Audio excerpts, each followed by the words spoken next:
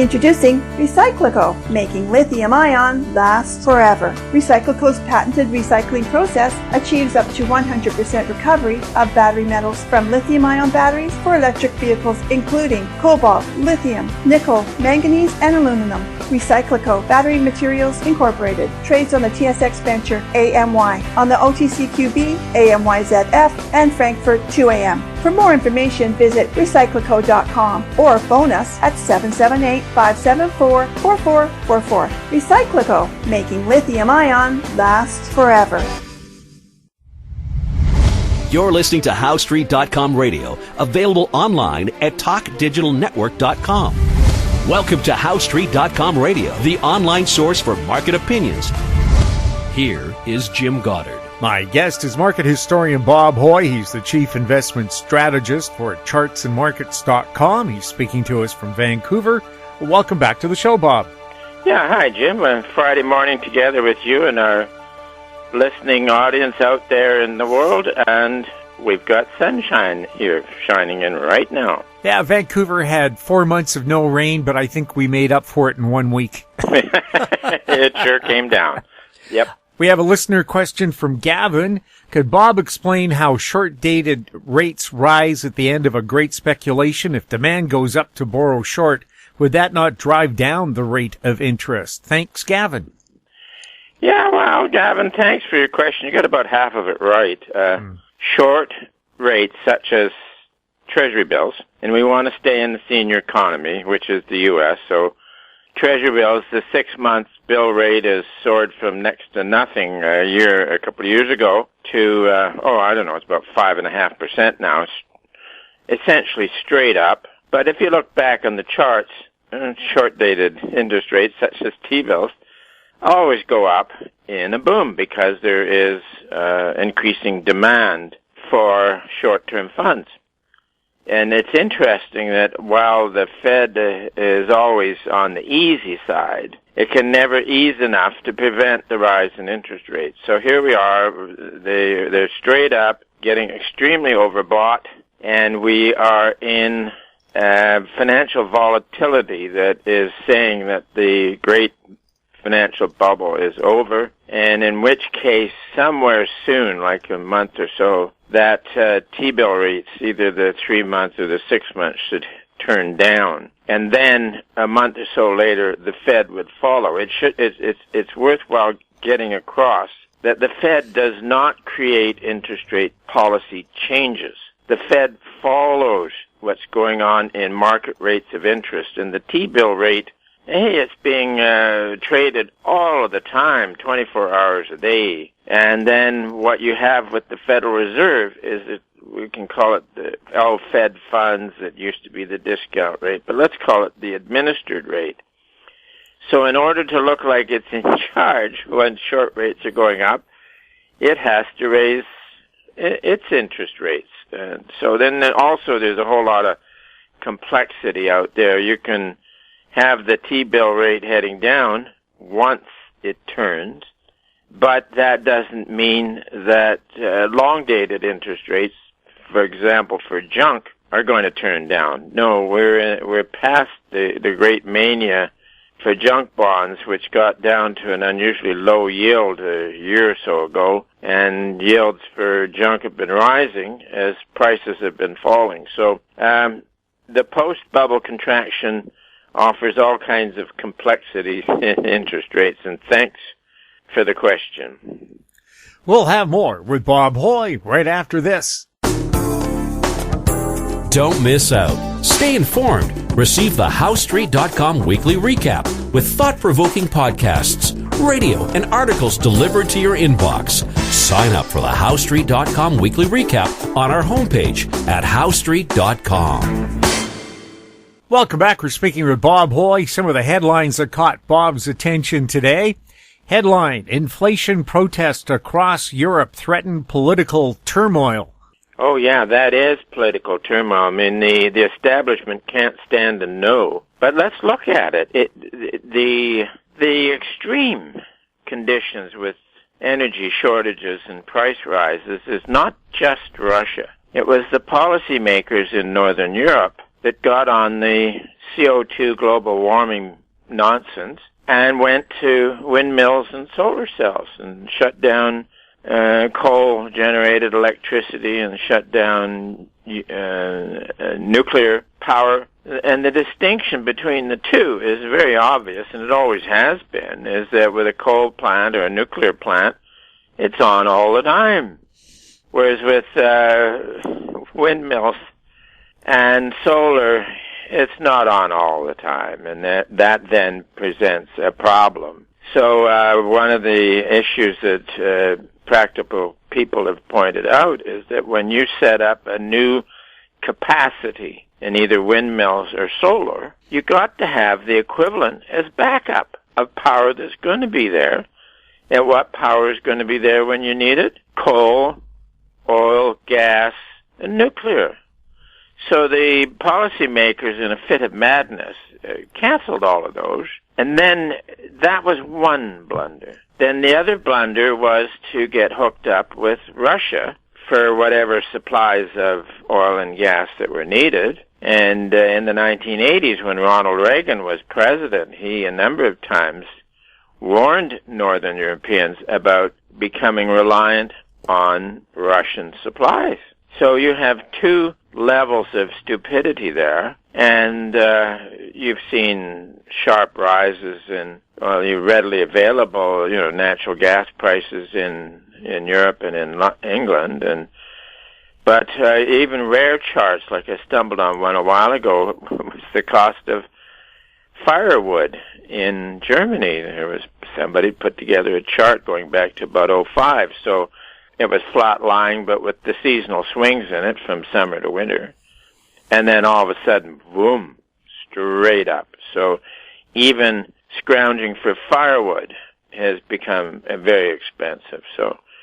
But I wish the people in Northern Europe and England well as they go through perhaps what could be a nasty winter. And in Canada, of course, the prices are going to be could be severe as well, because Canada's federal government hates oil and gas and have been doing whatever they can to shut it down. And then also the recent Ottawa federal hatred is for nitrogen, which farmers have to replace each year in many crops. One of the key things that are taken out of the soil have been nitrogen. So one of the things they learned, back in almost the Roman times, is that you have to rotate crops in order to enhance the production. And so now farmers today are very thrifty in the application of nitrogen. I mean, it virtually goes in with the seed. So Trudeau is off on one of his control things, and the sooner he is forced out of office, the better. And the headline is pertinent. Some other headlines that caught your attention, and I think it's all connected. Chinese markets tumble as Xi's tightening grip alarms investors. Xi's power grab spurs historic market rout as foreigners flee. And China home prices fall for the 13th straight month as property woes persist. Does it sound like the Chinese bamboo curtain is starting to crumble? Good one.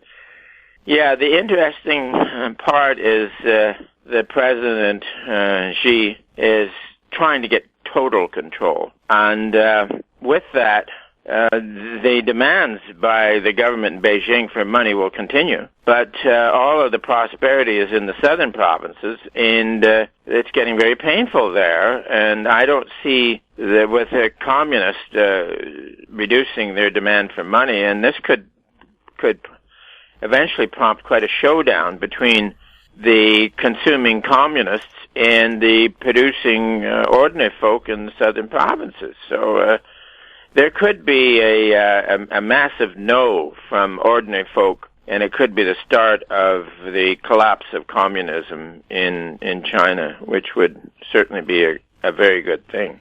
Now, of course, we know despots in desperate times like to spark wars to take their populace's minds off a poor economy. I'm thinking of Argentina's invasion of the Falklands when they had 100% inflation. And so they started a war for no reason than to take the population's mind off their poverty. Could the same thing be happening with China taking a look at Taiwan? And I think Taiwan has already threatened, we'll blow up our computer chip factories if you start to invade. Oh, I hadn't seen that one, Jim. That's an interesting point. No, I think China's bluffing on that, and it's like the communists are going to run out of money, and you have to have real money to prosecute, wars and external manipulations and stuff like that. So no, I think on the next phase of the contraction, governments in Russia, for example, and China are going to discover that, hey, there's no money for adventures, and or should we say misadventures, and the threat will diminish. So, and in Russia, for example, with the dreadful mistake of invading Ukraine, there's opposition developing at all levels of society in Russia at home. So, I think the next leg down in this post-bubble contraction, where many governments will be running out of money, the most belligerent will then no longer be able to afford their belligerence, so that'll change there. Yeah, military stuff isn't cheap. An artillery shell, $50,000. A cruise missile is well over $1 million. Yeah. Yeah. Oh, yeah. It's not cheap. Yeah. Headline, U.S. home prices cool at record pace in August. Yep. A major downtick in U.S. home prices. Yep, and this could be extensive because we particularly in Canada, which of course is getting the same hit, whereby I remember in 1980 with that boom in commodities and house prices in Vancouver, and once the boom ended, and then the house prices turned down very quickly. And up in British properties, which is upper scale stuff, the prices fell to 1/3 of the high. Whereas sort of in ordinary but nice neighborhoods like Kerrisdale, they fell in half. But then you had the hit to the financial markets in '08, and there was a minor downtick in house prices in Vancouver, but in Toronto they kept going up. So there was something very unique going on, and that was the strength of the Asian bid. Whereas after the house bubble peak in '06 in the United States, their real estate took a mighty whack because whatever the Asian bid that was there wasn't big enough to offset it. But in Canada, the Asian bid was big enough to offset any serious decline in home prices. But now with the Chinese property market so severely hit, there's going to be no Asian bid to support the downtick that's already started in house prices in Canada. And by that I mean, the two leading, Vancouver and Toronto. So it's going to be interesting.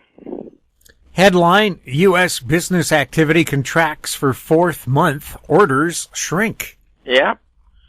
Things are slowing down, although this week they came out with a plus 2.6% GDP number, and there was some analysis on it, and there were government expenditures and inflation calculations, so it wasn't quite as robust as one would think.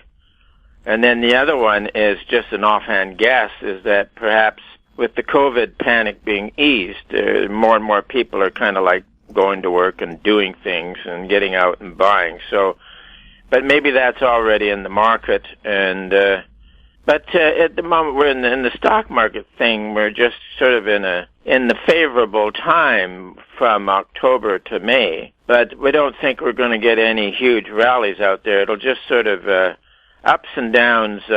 One day the street will have a reason to go risk on, which is where we are now. And then a few weeks later they'll go risk off. So it'll be choppy market, but the main thing is to understand is that the great bull market is over. Also, too, with a technical GDP increase in the last month, that means the U.S. isn't technically in a recession, but ask consumers, are you or not? It seems that people forget to ask Joe Average. One definition of recession was 2 quarters of negative GDP growth, and we had that in the first half of the year. Yeah. Then we've had a pop-up, no question about it, and but the rest is yet to come. We are basically within a post-bubble contraction where the bubble completed, the financial bubble in stocks completed in January, and has been in a bear market. And after dithering around for the next month or so, then probably it'll roll over and to new lows. And then that will really get the economists going, because as the S&P is a leading indicator for the economy. So we'll see. Well, my take on it is, in the U.S., Americans spend the most money on Christmas, the holiday that they spend the next biggest amount of money on is Halloween. So I think the economy popped because everybody was running out buying a Halloween costume. No, Jim. I saw one that shipments of Halloween paraphernalia from Asia were much diminished, but I can't tell you any numbers. I can't tell you where I saw it and whatnot, but that has been lurking around in my head. So. Well, you remember the giant container ship that got stuck in the Suez Canal caused a shortage of garden gnomes and sex toys in Europe. So I didn't see that. Oh, that's a good one. Yeah. Yeah, you don't want to get big super container ships stuck. Bob, thank you so much for chatting with us, and have a great Halloween. Yeah, you too, Jim. I'm going over to my daughters and the 2 grandsons, and we'll help out on Halloween evening, and I will enjoy it. So, okay. My guest has been market historian Bob Hoye. He's the chief investment strategist for chartsandmarkets.com. You can send questions to Bob by going to info@housestreet.com. Our YouTube channel is Talk Digital Network. Find us on Twitter @HowStreet. We're also on Facebook. I'm Jim Goddard. Thank you for listening.